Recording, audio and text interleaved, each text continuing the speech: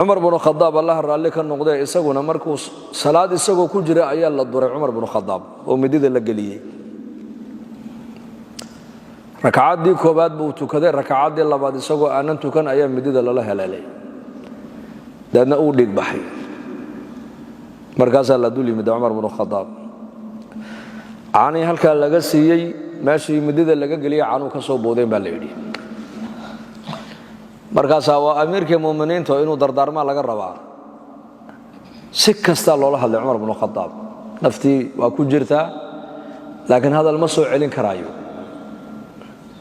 nin baa yimid oo war ana hadal lagu kiciyaan haya Umar ibn Khattab ee kaadiye buuri waa nin kooma ku jir hadee toole waxa Umar lagu kiciyo koomagi lagaga soo kiciyay as-salaata ya amiir al-muuminiin muuminiinta oo dhan ilaahay ninkii madaxa uga dhigayo salaadii baa gaadhay salaadii baa taagan ereyga markii Umar uu maqlay inuu soo kala qaaday markaas uu innaha haqqun wala hadda fi al-islam man taraka salata buu yiri wuxuu ka bilaabay horta inuu salaadii ma dhameystirin baa loo ragcad baa ku dhiman oo xidhay hadana koomu galay hadana uu soo kacay ما تكذب ما تكن بالوين ما دميسترين هذا أنا أوحدي هذا أنا كوم وقلي مركز صدحات بدميستري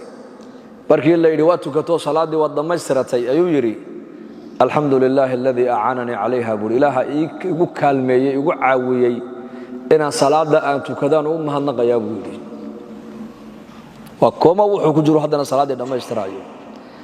إنك أنا وحلا جاي بدل بدنا مسلمين يكو عقلي وشقينا يو caafimaadka uu shaqeynayo dhagahoogi maqalku uu waliba si fiican u shaqeynayo adinka ay maqlayaan oo masaajida wada quruxda badan la meel walba looga dhisay ayaa haddana maanta ummadda salaadii lagu kari laayahay intii badnayd markaas Umar yiri salaada waa xaq Ilaahay nagu leeyahay qofka salaada ka tagayna diinta islaamka nasiibka uma laha ogaada buu yiri